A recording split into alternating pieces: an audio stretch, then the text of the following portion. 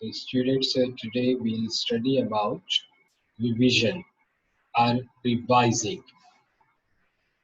तो इसमें थोड़ा सा बता दूं कि this is not that revision कि जो आप अपने syllabus की revision करते हैं. It is something different. It is about our subject is about academic writing. तो इसी तरह से academic writing में जो first हमने कल देखा था कि you have to write free writing. Free writing के लिए एक और term भी आप use कर सकते हैं कि that is called rough draft. कि रफ आपने लिखा है उसको तो उसको फिर आपने फेयर करना है. तो जो फेयर करने का प्रोसेस है दैट इज कॉल्ड रिवीजन या उसको रिवाइज करना और उसकी जो रिवीजन या उसकी एडिटिंग है कोई उसमें कोई एडिशन एंड डिलीशन ये भी उसमें चीजें कि कुछ चीजें उसमें से आप ऐड कर रहे हैं कुछ उसमें से डिलीट कर रहे हैं. तो this thing is called revising और रिवीजन. तो ये जो आप अपने सिलेबस का एग्जाम के करीब रिवीजन करते हैं तो that is something else and this is something else. तो इसमें जो आपने जो चीजें करेंगे रिवीजन के लिए उसको एक तरह मैं एक चाह रहा हूँ कि 1-2 मिनट में अगर और कुछ ज्वाइन करना चाह रहे हैं तो वो ज्वाइन कर ले. तो usually we have 60 participants and 50 are there and more are coming. Anyhow, we can continue. So इसमें I'll share my screen with you and on that you can see okay, what are those things. Screen sharing.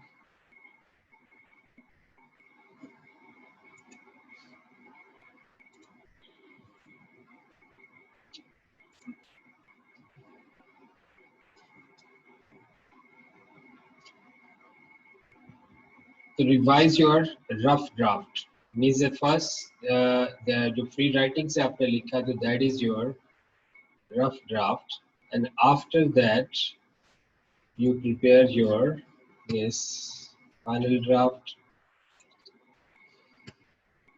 This one for the screen.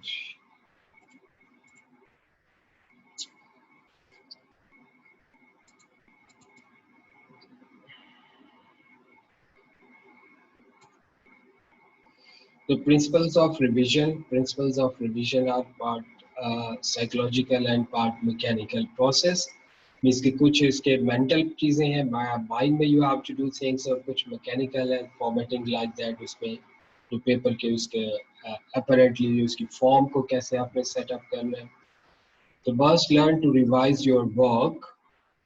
Writing should fit particular audience. तो ये पहले भी हम कर चुके हैं कि आपके जो ऑडियंस के हिसाब से आपने अपनी चीज़ों को करना होता है. तो ऑडियंस के देखना होगा जब आप उसमें तो ये अब जैसे उसमें बताया ना कि part of this things are mental और psychological and part are mechanical. तो यही चीज़ें इसमें बताई गई कि किस तरह से कौन सी चीज़ें हैं जो कि वो साइकोलॉजिकल है. ये psychologically you have to decide that कि आपके ऑडियंस क्या है तो उसके मुताबिक अपने आप को उसको जो लिखा हुआ आपका रफ ड्राफ्ट उसको आपने तैयार कर लेना है उसको रिवाइज कर लेना है कि whether one thing is suitable for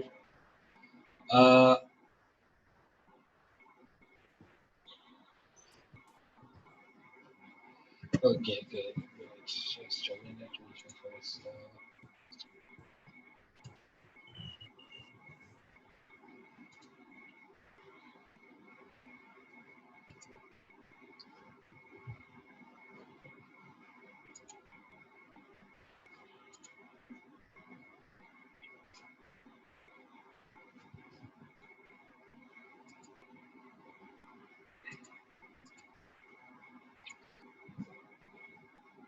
the new participants added.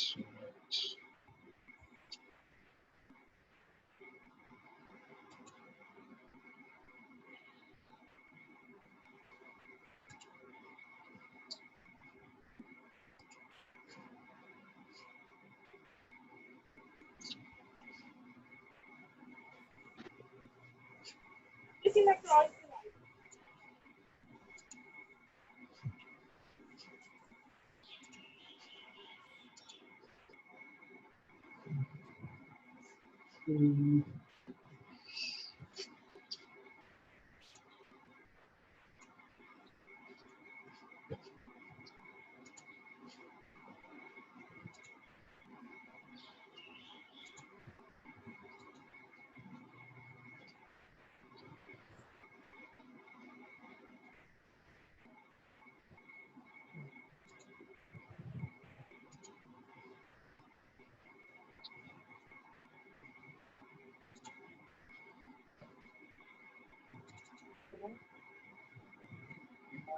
right.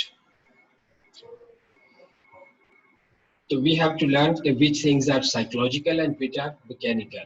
So for that, when you have to decide your particular audience, so this thing is definitely psychological. Then formal research paper held to higher standard of grammar. अच्छा, अब ये definitely according to the standard of the things you have to consider your grammar. तो अगर आपकी class assignment है तो that you can definitely उसमें कुछ चीज़ें आप यू कैन इवेट कि ग्रामर की माइन्यूटली उस चीज़ों को नहीं देखा जाएगा. पर अगर आपको रिसर्च पेपर लिखते हैं तो that has been presented to some research organization like that higher education commission like that or some research journal, then you have to consider your grammar very minutely. बहुत बारीकी से देखना पड़ेगा और डेफिनेटली उसको देखने का मतलब ये है कि ये प्रिज्यूम किया जा रहा है कि आपको ऑलरेडी ग्रामर आती है. तो फर्स्ट सेमेस्टर में जो आपने जो इंग्लिश कंपलसरी पढ़ी थी तो वो ज़्यादातर फोकस थी और बेसिक ग्रामर्स. तो उसी को बेस करते हुए ये नेक्स्ट है इस पे, इसलिए इन चीज़ों को यूजुअली हम अंडरस्टूड समझेंगे कि आपने उसमें जो बेसिक ग्रामर्स है वो सारी सीख ली है. Process of revision partly mechanical will find errors of facts. अब ये मैकेनिकल चीजें कुछ फैक्ट्स हैं जिसमें लिखे गए हैं, कुछ फैक्ट्स से मुराद है, कुछ क्वांटिटेटिव डाटा है उसमें वो चीजें हैं, कुछ ग्रामर है, पुअर वर्ड यूसेज.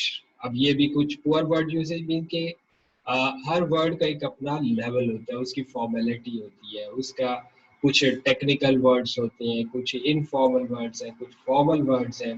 तो ये एक अलग से पूरी कैटेगरी बनती है कि जब आप डिक्शनरी में किसी वर्ड को देखते हैं तो उसके डिस्क्रिप्शन में नेक्स्ट उसके सिर्फ मीनिंग नहीं लिखा होता. I am talking about some good dictionary, not any ordinary dictionary.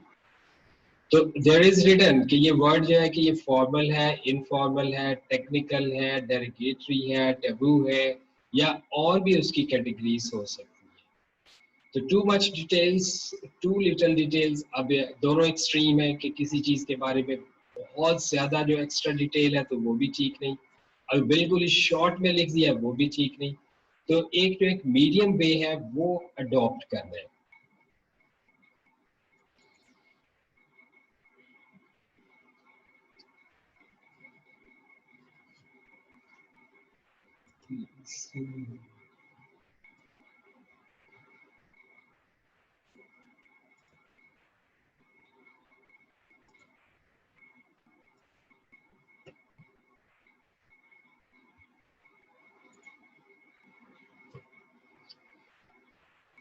Okay, reading your writing all revision based on repeated reading of the first draft. कि जो आपने फर्स्ट फ्री राइटिंग से जो फर्स्ट ड्राफ्ट या rough draft prepare किया है उसको आपने जो पढ़ना है, दोबारा से देखना, उसकी रिविजन करनी है. तो उसमें ये 3 पॉइंट्स है you have to take care. Dedicated writers are fanatic about reading, कि मींस के जो एक प्रोफेशनल राइटर्स हैं तो वो फिर उसकी जो रीडिंग करते हैं बाद में तो दे उसके बारे में जो है कि दे आर मैड, फैनेटिक, जुनूनी है उसके बारे में. इस चीज को वो कोई ऐसा बर्डन के तौर पर नहीं लेते कि उसको कहते हैं कि अगर वो नहीं करेंगे then their writing is lacking something. One novelist claimed he revised every page 20 times. अब ये एग्जांपल दी गई कि एक नॉवेलिस्ट है जो अपना नॉवल लिखता है फाइनल, ताकि ऑडियंस फिर उसमें से कुछ भी जो रीडर्स हैं कोई मिस्टेक्स ना मिले. तो उसकी एक एक्सट्रीम एग्जांपल दी है कि वो अपने एक पेज को लिखने के बाद जो पहला ड्राफ्ट है उसके बाद रिवीजन में 20 टाइम्स उसको पढ़ता है ताकि उसमें कोई भी मिस्टेक जो है, या उसको सिर्फ मिस्टेक नहीं बाकी भी चीज़ें हैं कि उसने जो भी कंसिडरेशंस है, जो भी उसके पॉइंट ऑफ व्यू है उनको बिल्कुल सही तरह से लिखा है या नहीं. Research paper writer should go over text a minimum of 3 times. तो आपके लिए वो सजेस्ट कर रहे हैं ठीक है आप 20 टाइम्स ना पढ़ें, तो लेकिन at least you have to read that 3 times.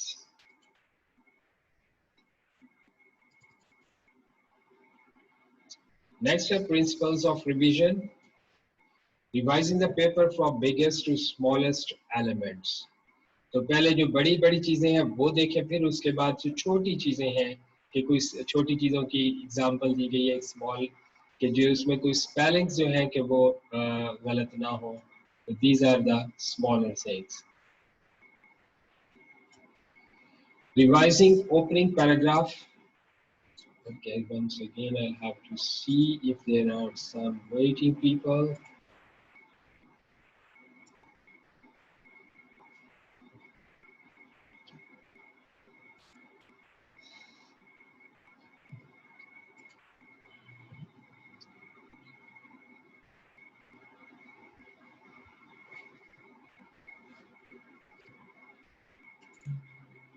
Right. Revising the opening paragraph, check opening paragraph to see if it is lively enough to draw in the reader. It means कि जब आप opening paragraph है तो वो एक introduction या उसके कह लें कि जो reader का first interaction है वो उसी paragraph से होना है. तो वो first paragraph इतना attractive होना चाहिए कि जो reader है वो उस paragraph के बाद ये ना हो कि वो आपका जो राइट अप है उसको उधर ही फेंक दे, ये बिल्कुल फजूल चीज लिखी हुई है, कि उसी से वो उसको इन्वॉल्व हो जाए. बस involve through your first paragraph, कि उसके बाद उसको सारा आपका जो राइट अप है उसको वो एक इंटरेस्ट के साथ देखे. Check thesis to make sure it is not muddled or vague. Thesis यहाँ से बना थीसिस सेंटेंस या फर्स्ट एक इंट्रोडक्टरी सेंटेंस होता है जिसमें आप अपने पूरे आइडिया को एक ही सेंटेंस में बताते हैं, तो that is called thesis sentence. तो वो बिल्कुल गड़बड़ ना हो, मॉडल कहते हैं गड़बड़ ना हो, या वेग ना हो, ऑब्सक्योर ना हो, यानी क्लियर होना चाहिए. Typically first sentence of first paragraph read model opening rewriting revision, ये उसके लिए एक लिंक दिया गया है कि उसमें आप उसको मजीद भी देखना चाहें तो वो देख सकते हैं. So revising the introduction, opening paragraph usually consists of 2 sections. So introduction, initial sentence, जो पहला sentence है topic sentence भी इसको कहा जाता है. Critically important to the paper, ये उसके आपके जो एक आर्टिकल असाइनमेंट है उसके लिए बहुत ही important है आपका जो first sentence है उसका introduction का. The entices reader to read more. एंटिसिस यानी कि उसको एक लुभाता है, उसको एक अट्रैक्ट करता है कि वो और पढ़े आपका जो फर्स्ट सेंटेंस है. तो उसके लिए क्या स्ट्रेटजीज है, ये ट्रिक्स कुछ बता दी कि अपनी राइटिंग को अट्रैक्टिव बनाने के लिए उसके क्या आप उसका जो है कि मेकअप बना सकते हैं, कि उसमें कुछ अच्छे आप सिलेक्टेड कुछ कवोटेशंस है बड़े बड़े राइटर्स की, बड़े लोगों की, वो डाल सकते हैं. या you can invite there imagination, कि उनको सोचने पे मजबूर करें. भी अच्छा सोचने किस तरह से, कि आस्क देम सम क्वेश्चन, जब बंदा क्वेश्चन पूछ रहा है तो पूछेंगे आप क्वेश्चन राइटिंग में, तो then your audience is definitely motivated to think करेंगे, तो दे आर देन इन्वॉल्व्ड. तो you have to involve them. Present an illustration, तो कोई क्लियर पिक्चर उनके सामने उसमें दिखा दे. पिक्चर जरूरी नहीं कि वो ग्राफिक हो, वो वर्ड पिक्चर भी हो सकती है. तो then you can attract your audience and then they will start reading. दूसरा उसका टॉपिक है thesis, traditionally the final sentence of paragraph, जिसमें आप सारा उसको कंक्लूड कर लेते हैं एक पैराग्राफ के जो भी पॉइंट्स हैं. रिवाइजिंग द इंट्रोडक्शन, कोटेशन आ गई, advantage of plunging into topic, और उसके बाद नेक्स्ट आप अपने टॉपिक की तरफ जाते हैं. Can be well known, saying or any apt comment, ये उसी के quotation कैसी हो सकती है. Dictionary of quotations available in reference, ये उसके different sources बताएंगे from where you can get these things. Revising the introduction, ask a question, allow you to steer the discussion in exactly the direction you want to. Read quote from text, अच्छा ठीक है उसमें कि introduction है, तो उसमें question आप पूछ सकते हैं, that will also invite audience imagination। कि क्वेश्चन पूछा, वो क्वेश्चन का जवाब सोचने लगेगा, तो उसको अगर जवाब नहीं आ रहा तो उसके जवाब ढूंढने के लिए आपकी जो राइटिंग होगी उसको वो नेक्स्ट पढ़ेगा। तो इस तरह से आपने रीडर को समझे कि अपने पढ़ने पे, अपने जो राइटर है उसके पढ़ने पे मजबूर कर दिया। तो अगर वो रीडर पढ़ने पे मजबूर हो गया तो it means that the thing that you have written, तो उसका मकसद जो है कि वो पूरा हुआ। प्रेजेंट एंड इलस्ट्रेशन, कोई जो एग्जांपल, कोई पिक्चर सामने दिखाने। एनेक्डोट और example that illustrates a point. Anecdote होता है कोई स्टोरी टाइप, कोई कहानी, जिस तरह से वो अगर उर्दू अखबार वगैरह पढ़ते हो तो वो एक राइटर जो है जावेद इकबाल के नाम, जावेद अहमद है जावेद, तो वो यूजुअली ऐसी कुछ स्टोरीज छोटी छोटी होती हैं, तो वो पहले स्टोरी को वाकया इस तरह से सुनाएगा, तो उसी से जो रीडर है वो इन्वॉल्व हो जाता है। रीडर इन्वॉल्व हो गया तो उसके बाद फिर वो डेफिनेटली आपकी पूरी बात जो है कि वो सुनी या पढ़ी जाएगी। तो यही आगे उसका भी बताया कि उसका एक इफेक्टिव जो इंट्रोडक्शन के लिए ये चीजें हो सकती हैं। अच्छा, नेक्स्ट है check that your paragraphs follow the sequence of topic in the thesis। तो उसके बाद है जो जितने भी आपने पैराग्राफ बनाया उनको एक तरतीब देना। ये पहले भी हम एक टॉपिक जो ऑर्डरिंग किया था अगर याद हो, तो उसमें ये चीज कर चुके हैं कि अपने इम्पोर्टेंस के हवाले से उसको हमने एक अपने पैराग्राफ्स को तरतीब देनी होगी। एक नजर फिर देख लो कोई और।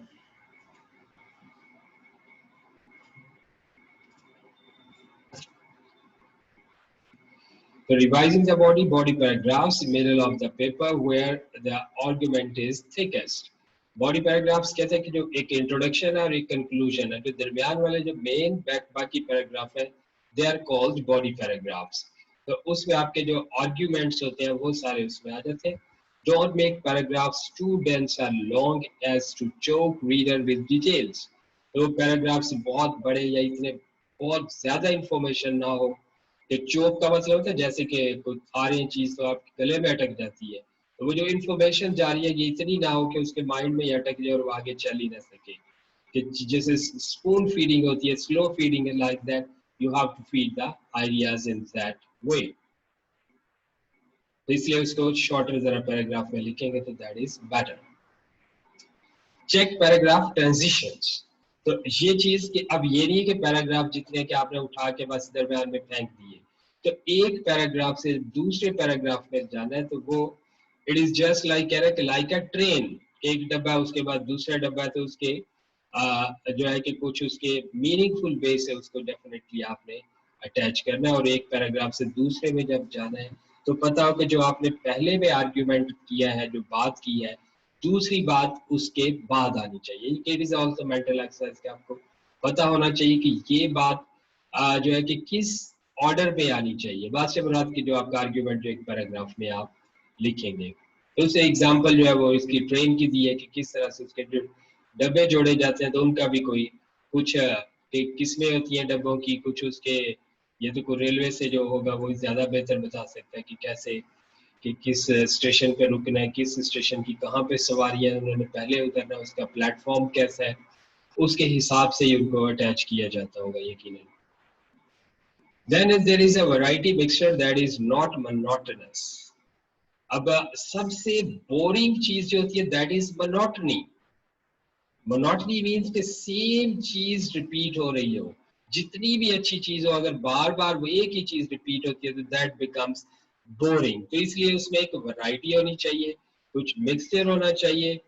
इसी की मोनोटनी की आप अगर रिलीजन से एग्जांपल लें तो वो जो एक कौम थी जिसपे कहते मनो सलवा, जो उस वक्त की जो बेस्ट पॉसिबल फूड थी वो उनको डायरेक्ट आसमान से उनके लिए उतरती थी, और कुछ ही दिनों के बाद वो उससे भी बोर हो गए, कहते नहीं जी हमें तो कुछ और चीजें दी जाए, ये हम नहीं खाते, बस इससे हमारी बस हो गई। तो this is also human nature that people become is a bore after seeing that, having the reading the same things over and over। तो इसमें देखना कि you have to give some style, some variety, some mixture of different things।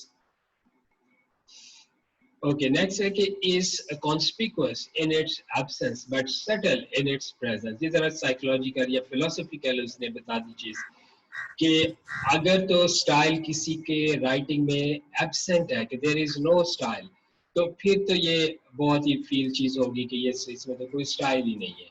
तो अगर style है तो तब इतना वो प्रेजेंस उसकी इतनी फील नहीं हो रही थी, लेकिन उसकी जो एब्सेंस है वो ज्यादा फील हो रही है। therefore you have to give some style to your writing.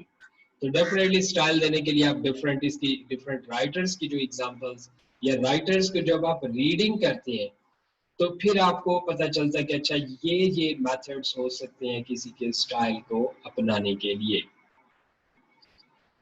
अच्छा, next a passage that monotonously uses the same kind of sentence over and over is boring and without style. उसी को बात को पहली बात को बताया। Do not begin and end then two sentences in a row with the same word. अब same ही word के साथ सेंटेंसेस सेम ही पैटर्न पे चल रहे हैं, सेम एग्जांपल्स दे रहे हैं, तो that thing becomes boring.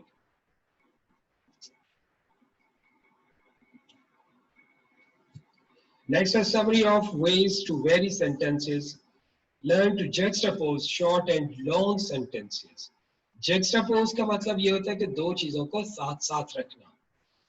तो इसमें ये बताया कि ये नहीं कि सारे लॉन्ग सेंटेंसेस चल रहे हैं या सारे शॉर्ट सेंटेंसेस चल रहे हैं, तो ये की वैरायटी के एक शॉर्ट सेंटेंस आ गया, दूसरा एक लॉन्ग आ गया, फिर शॉर्ट। तो इस तरह से उनकी एक तरतीब देनी होगी कि दोनों को मिक्स करके। Learn to subordinate. सबॉर्डिनेट का मतलब है कि मातहत होना, कि अब इसमें आइडियाज की बात है कि एक मेजर आइडिया और इसके एक छोटे उसको असिस्ट करने वाले आइडियाज हैं, तो उसकी आपने तरतीब किस तरह से देनी है, तो there is you have to learn how to subordinate. Learn parallel constructions, कि अब दो बातें इक्वल इंपॉर्टेंस की हैं तो उनको किस तरह से आपने साथ साथ इक्वल इंपॉर्टेंस के साथ लिखना होगा, तो दैट इज पैरेलल कंस्ट्रक्शन। तो चले बाकी फिर हम करेंगे इसको। Just I stop here and I stop sharing and stop recording.